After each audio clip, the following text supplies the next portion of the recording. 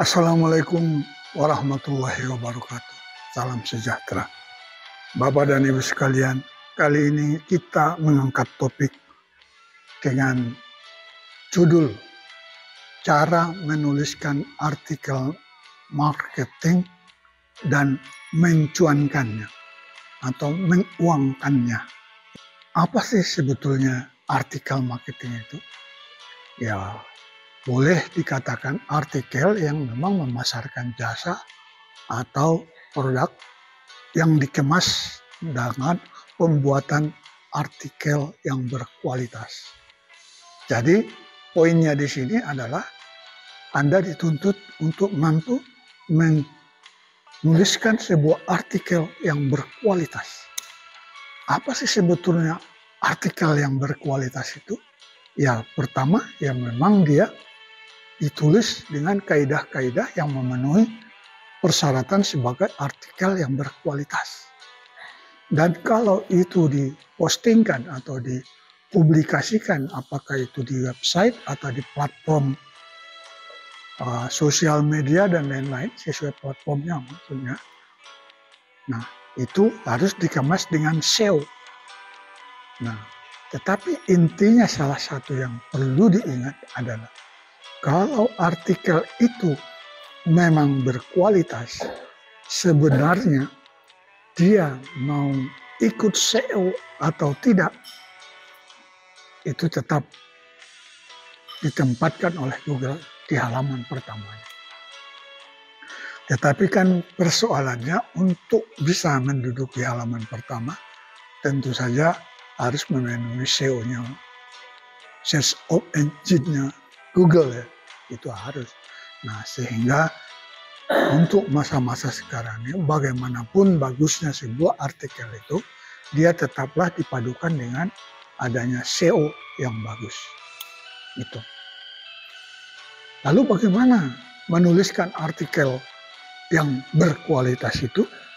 Nah, itu memang sederhana sebetulnya. Pertama, idenya orisinil. Jadi kalau dia tergantung tadi memasarkan jasa atau produk, ya produknya itu tidak masalah ya. Tapi maksudnya ide penuangannya itu orisinal. Lalu dia harus terkait dengan topiknya lagi aktual. Nah, di sini kan main keyword ya, trending, keyword dan trending, aktual di situ. Berisi dengan informasi dan data yang baru, pandangan baru. Walaupun perihalnya sama, tetapi dilihat dari cara pandang baru atau didukung oleh data-data yang baru. Ditulis dengan cara-cara penulisan yang memang sesuai dengan aturan penulisan. Nah, ini yang banyak. Kalau penulisan yang tidak mempunyai background bagaimana cara menulis artikel, itu memang sebaiknya perlu dipelajari. Karena di sana ada aturan lainnya, ada cara-caranya, ada kaedah-kaedahnya, ada ejaan-ejaan yang perlu dituruti. Dan dia harus disampaikan secara populer, tidak bertele-tele, enak dibaca, dan senang membacanya. Kita jadi terbawa oleh ritme dari artikel itu sendiri. Nah, itulah artikel yang berkualitas itu. Lalu bagaimana dia dipadankan dengan, artinya dikombinasi dengan SEO. Untuk SEO itu sebetulnya sangat sederhana ya. Kalau kita katakan itu Anda menuliskan itu di website, ya kita katakan dulu seperti ini ya. Anda bisa memanfaatkan plugin Yoast SEO ya. Jadi nanti lihat deskripsi kita di bawah. Jadi plugin ini sebetulnya hanya memastikan, memberitahu kita bahwa cara penulisan artikel kita itu sudah sesuai dengan standar SEO yang ada di Google atau mesin pencari lainnya. Jadi ingat, hanya memastikan. Jadi kita jadi tahu kalau semua indikatornya katakan hijau ya, oh berarti memang artikel kita itu sudah memenuhi standar SEO yang bagus. Deskripsi. Tetapi kalau kita sederhanakan, intinya sebetulnya adalah satu, keyword yang menjadi katakanlah keyword berekor panjang itu sebagai judul dari artikel Anda tadi, artikel pemasaran Anda tadi. Dan dia harus ada keywordnya di sana. Dan juga harus ada di paragraf pertama. Dan syukur di paragraf terakhir. Karena keyword ini jangan terlalu banyak, jangan sampai merusak orang membacanya ya. Tidak enak, apalagi jadi kaku. Kalau Anda menyertakan fotonya, istilah foto itu ada 3 hal yang perlu Anda perhatikan. Alt teksnya, alternatif teksnya, itu masukkan keywordnya di sana. Dan ada keywordnya sendiri, masukkan salah satu keywordnya di sana. Dan ada deskripsinya. Deskripsinya itu ambil saja dari paragraf pertama tulisan Anda atau separuhnya dari tulisan Anda yang memang di sana ada keywordnya tadi. Itu untuk foto ya. Nah, untuk meramaikannya, buatlah link. Artinya di dalam tulisan artikel Anda tadi, buat juga link, antar link pada website secara keseluruhan di website Anda. Kalau dalam praktisnya itu bisa seperti mungkin Anda pernah melihat baca juga titik bla bla, lalu ada judul artikel yang memang berkaitan dengan artikel yang Anda tulis, tetapi ada di bagian lain dari website Anda tadi itu. Itu intinya. Bikinlah 2, jangan banyak-banyak pula itu.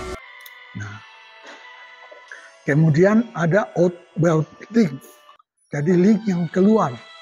Nah, misalnya Anda carilah apa istilahnya itu website yang memang punya nama beken ya, sohor misalnya kayak Wikipedia. Mudah sekali caranya.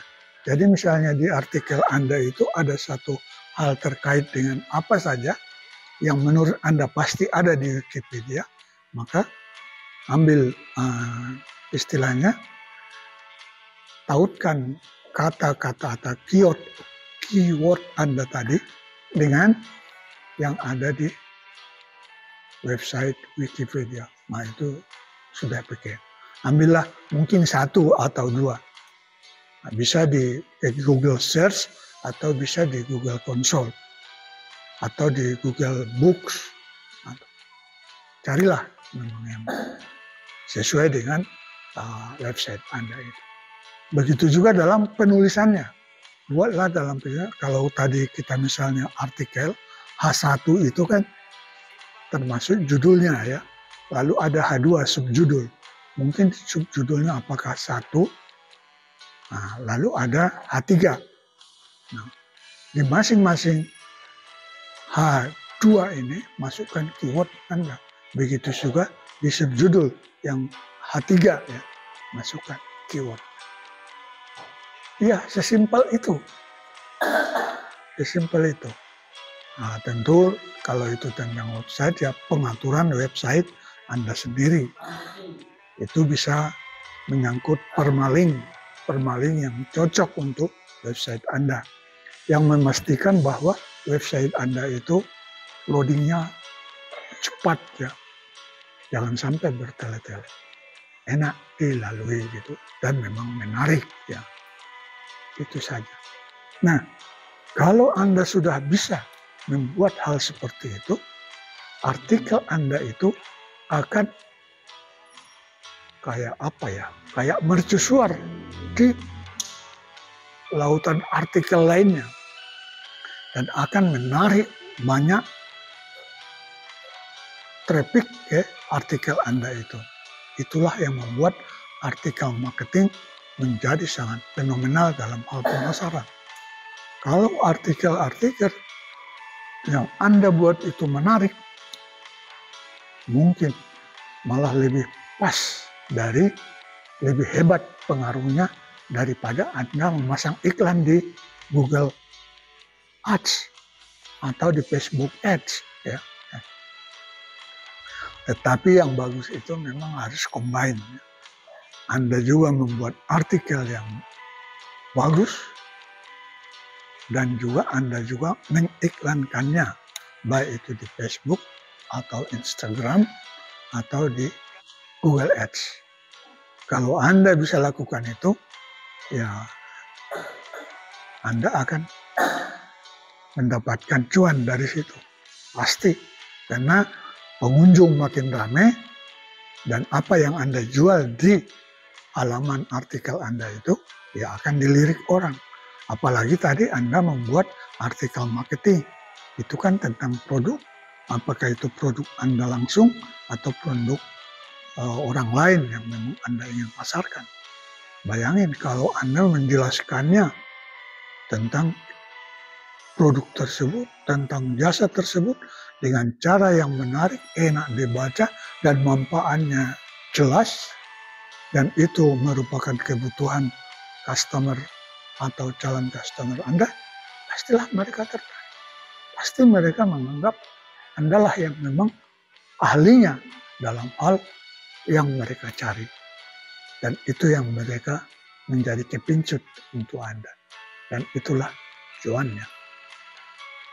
Bisa juga Anda menjadi seorang penulis untuk website orang lain atau website sendiri atau apalah ya. Dan itu Anda dapat imbalan. Tetapi terus terang ya, saya mengatakan bahwa imbalan kepenulisan sekarang ini ada di zaman online ini jauh lebih murah daripada penulisan pada zaman koran dulu, sebelum ada internet, sebelum ada, maksud saya pada zaman tahun-tahun 70-an atau 80-an akhir. Saat itu, karena saya waktu itu masih seorang penulis pengejar honor tulisan. Itu satu tulisan di koran Kompas, Jakarta ya, atau Sinar Harapan pada waktu itu, atau Surabaya Post di Jawa Timur, itu satu tulisan bisa dihargai antara 27.500 sampai dengan 35.000. Seberapa besar uang saat itu?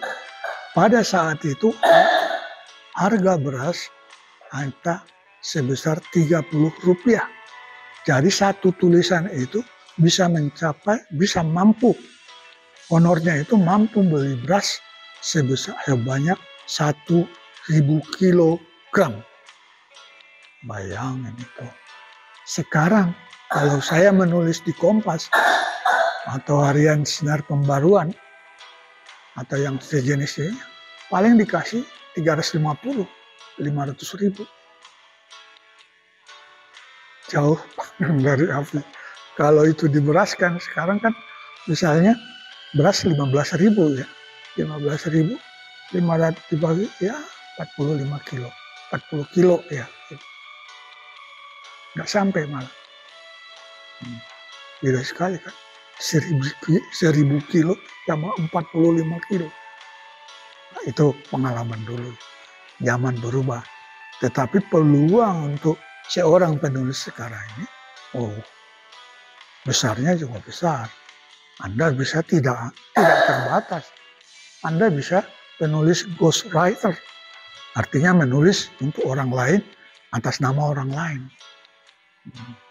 Dan cara penulisan sekarang juga banyak dibantu oleh artificial intelligence, AI. Cara penulisan dengan pola sintaks. Banyak sekali hal bisa yang dimanfaatkan. Artinya menulis memang jadi gampang, menulis menjadi mudah. Jangan pernah berpikir bahwa yang ditulis secara AI itu atau dengan sintek itu tidak diterima oleh kayak Google itu. Tidak. Kalau Anda menerapkan peraturannya secara baik itu media massa, baik itu di Google atau jajaran Google dan seterusnya, atau jajaran Facebook dan seterusnya, Instagram, pasti menerima karya Anda. Sejauh itu dikerjakan dengan cara-cara yang baik. Bapak dan Ibu, itulah semoga bisa bermanfaat. Wabillahi taufiq wal hidayah. Wassalamualaikum warahmatullahi wabarakatuh.